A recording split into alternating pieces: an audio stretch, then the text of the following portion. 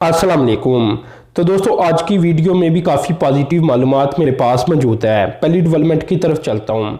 दोस्तों श्रीलंका की जानिब से अपना डिसीजन वापस ले लिया गया जो कि वो पाकिस्तानी कीनों के ऊपर टैक्सेस मज़ीद आयद करने जा रहे थे। अगर आयद हो जाते तो पाकिस्तान का बड़ा नुकसान हो जाना था, लेकिन अल्हम्दुलिल्लाह अब पाकिस्तान नुकसान से बच गया है। दोस्तों होना कुछ इस तरह से था कि पर किलोग्राम के पीछे जो टैक्स था ये 160 रुपये हो जाना था अगर तो ये ऐसा कर देते तो फिर, लेकिन अब ये वापस क्योंकि अपना डिसीजन ले लेते हैं ले लिया इन्होंने, तो अब ये कीनों के ऊपर पर किलोग्राम जो टैक्स होगा ये 30 रुपये होगा, यानी पुराने वाला ही डिसीजन वापस आ चुका है। तो ये एक पॉजिटिव डेवलपमेंट सामने आई है। अगर तो ये टैक्स आयद कर देते तो पाकिस्तान की एक्सपोर्ट तकरीबन ख़त्म होकर रह जाती अगर श्रीलंका को देखा जाए। अब दोस्तों अगली डेवलपमेंट की तरफ चलता हूँ। तो दोस्तों ये मोस्ट अवेटेड प्रोजेक्ट के बारे में इंफॉर्मेशन सामने आई है कि जुलाई 2021 के अंदर इस पर काम का आगाज़ हो जाएगा। इस प्रोजेक्ट का दोस्तों नाम है Pakistan stream gas pipeline project. इसका पहले जो नाम होता था ये नॉर्थ साउथ गैस पाइपलाइन होता था, जैसा कि आप जानती हैं। रूस की मदद से ये पाकिस्तान ने बनाना था। अभी थोड़े अर्जे पहले पाकिस्तान और रूस की इस मामले के ऊपर मीटिंग भी हुई थी, जहां इसका नाम तब्दील कर दिया गया था, शेयर भी तब्दील कर दिए गए थे। पहले शेयर पाकिस्तान ने रखने थे कोई 51%, लेकिन अब पाकिस्तान इसके 74% शेयर रखेगा। ये सारी मालूमात मैंने आपसे शेयर की थी। तो ये काफ़ी अहम तरीन डेवलपमेंट सामने आई है कि चलें शुक्र है कि ये प्रोजेक्ट कोई 5 साल तकरीबन लेट होने के बाद अब जुलाई 2021 के अंदर इस पर काम का आगाज शुरू हो जाएगा। अभी दोस्तों ये मैं आपको बता दूं कि ये डेवलपमेंट और मालूमात सामने आई है। आज से 3 माह बाद या 5-6 माह बाद अगर ये काम का आगाज नहीं होता तो इसमें मेरी तो कोई गलती नहीं होगी। आप बात को समझ रही है ना कि अभी जो मालूमात सामने आई है वो मैंने शेयर कर दी।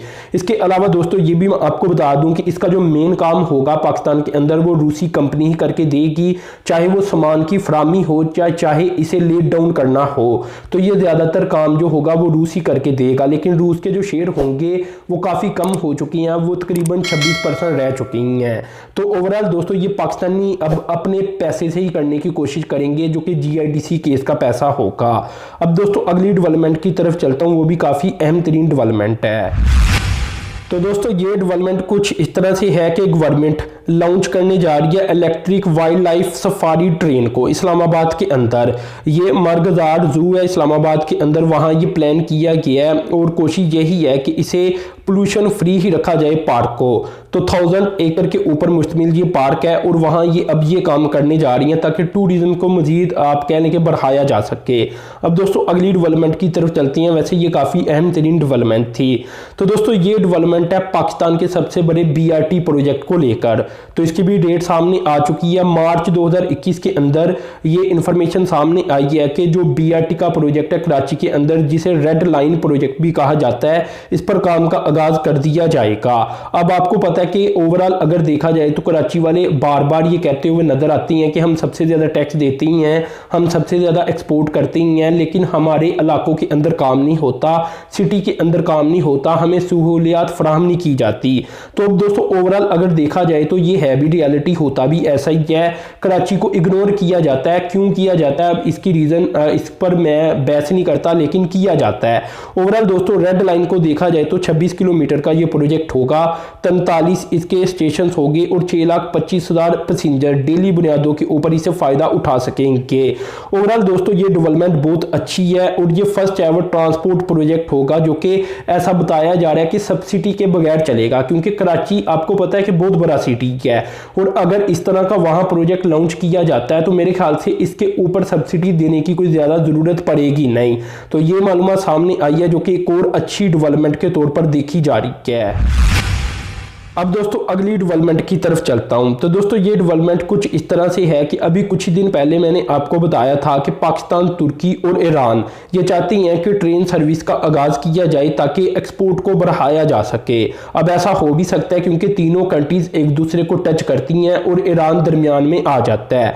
तो पाकिस्तान ऐसा चाहे कर सकता है, तुर्की ऐसा चाहे कर सकता है और ईरान की अगर रजामंदी शामिल हो तो फिर तो ये सबसे ज़्यादा आसान काम बन जाता है। तो डेवलपमेंट दोस्तों ये सामने आई है कि 2021 के अंदर ये तीनों मुमालिक अपने ऑपरेशन का आगाज़ करने जा रही हैं और ये बहुत बड़ी डेवलपमेंट है क्योंकि एक्सपोर्ट के ऊपर अच्छे असरात मुरतब होंगे तुर्की को लेकर और इसके अलावा ईरान को लेकर। अगर इंपोर्ट की भी बात की जाए तो इसके ऊपर भी अच्छे असरात आएंगे। अभी दोस्तों इनकी हाल ही के अंदर एक मीटिंग हुई है तीनों मुमालिक की। इनका एक ग्रुप भी है जिसे इकोनॉमिक कोऑपरेशन ऑर्गेनाइजेशन का नाम दिया जाता है। 2009 के अंदर ये बनाया गया था। तो इसकी ये वर्चुअल मीटिंग हुई थी जिसके अंदर ये सोचा गया है कि अब 2021 के अंदर इस पर काम का आगाज बाकायदा कर दिया जाए। तो दोस्तों ओवरऑल ये सारी बहुत बड़ी खबरें अभी तक मैंने शेयर की जिसमें बीआरटी का मंसूबा है, स्ट्रीम गैस पाइपलाइन का मंसूबा है, ये पाकिस्तान, ईरान और तुर्की ये वाले तमाम मंसूबे बताए जाते हैं कि 2021 के अंदर शुरू होंगे। अगर तो ऐसा हो जाता है तो मेरे ख्याल से 2021 से बेहतर साल कौन सा हो सकता है। अब दोस्तों अगली डेवलपमेंट की तरफ चलता हूँ। ये भी काफ़ी अहम तरीन डेवलपमेंट सामने आ रही है। दोस्तों ये डेवलपमेंट कुछ इस तरह से है कि पाकिस्तान ने अपना पोटेंशियल ये देखा है कि अगर पाकिस्तान सिर्फ रॉ मटीरियल ही चाइना को अच्छे तरीके के साथ एक्सपोर्ट करना शुरू कर दे और सिर्फ 1% चाइना का जो इंपोर्ट है इसके अंदर हिस्सा डाल रहे तो पाकिस्तान ओवरऑल 23 अरब डॉलर से चाइना को एक्सपोर्ट कर पाएगा।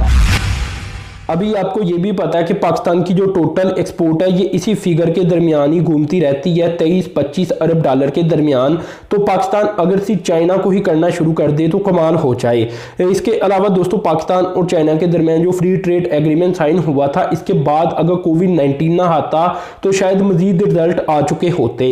लेकिन अभी भी ये ख्याल किया जा रहा है कि पाकिस्तान अगर चाहे तो चाइना की तरफ मजीद एक्सपोर्ट को बड़ी तेजी के साथ ग्रो कर सकता है।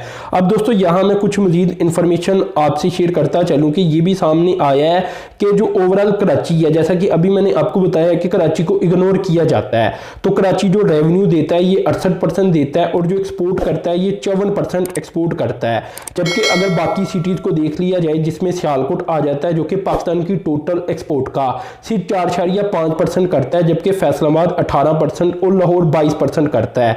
यानी सबसे ज्यादा जो एक्सपोर्ट है वो कराची वाले करते हैं। तो मेरे ख्याल से अब कराची के लिए ज़्यादा से ज़्यादा फैसिलिटेशन होनी चाहिए। तो अब दोस्तों अगली डेवलपमेंट की तरफ चलता हूँ। ये भी काफ़ी अहम तरीन डेवलपमेंट है।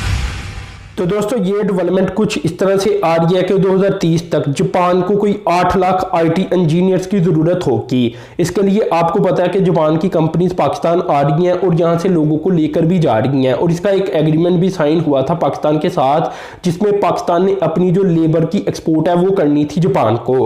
अब दोस्तों नई इंफॉर्मेशन सामने आई है कि कोविड-19 के बाद 500 जापानीज आईटी कंपनीज पाकिस्तान के अंदर आएंगी और यहाँ से लोगों को लेकर जाएंगी जापान की तरफ, यानी सिलेक्ट करेंगे लोगों को।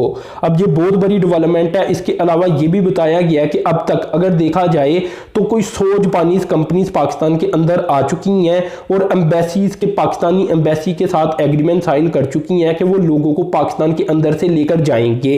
तो ये काफ़ी अहम तरीन डेवलपमेंट है और इसके अंदर बहुत बड़ी बड़ी कंपनीज भी हैं जिसमें NEC कॉरपोरेशन, मैक, इसके अलावा और भी जापान के बहुत सारे ग्रुप आ जाती हैं जो कि अब तक पाकिस्तान के साथ कॉन्ट्रैक्ट कर चुकी हैं कि वो पाकिस्तानी लेबर को एक्सपोर्ट करेंगे। तो ये काफ़ी अहम तरीन डेवलपमेंट है पाकिस्तान की लेबर एक्सपोर्ट को लेकर। तो दोस्तों ओवरऑल अगर देखा जाए तो अभी तक मैंने जितनी भी मालूमात आपसे शेयर की है इसके अंदर मैंने 2021 को ही टारगेट किया है क्योंकि कोविड-19 भी आपको पता है कि 2021 के अंदर ही अगर खत्म होगा तो होगा। अब 2020 तो खत्म होने जा रहा है तो जो जापान की तरफ से भी लोगों को लेकर जाना है आना है वो आपको पता है 2021 तक शुरू हो जाएगा। तो ये सारी डेवलपमेंट मिलकर ये ओवरऑल बताती हैं कि 2021 के अंदर पाकिस्तान दोबारा से अच्छे से ग्रो करेगा और इंशाल्लाह 2020 पाकिस्तान के लिए काफ़ी बेहतरीन रहेगा। तो अल्लाह ताला से दुआ यही है कि पाकिस्तान तरक्की करता रहे। तो आपने चैनल को सब्सक्राइब कर देना है, साथ में जो बेल के आइकन पर क्लिक कर देना है। अब तक के लिए इतना ही था। अल्लाह हाफिज़।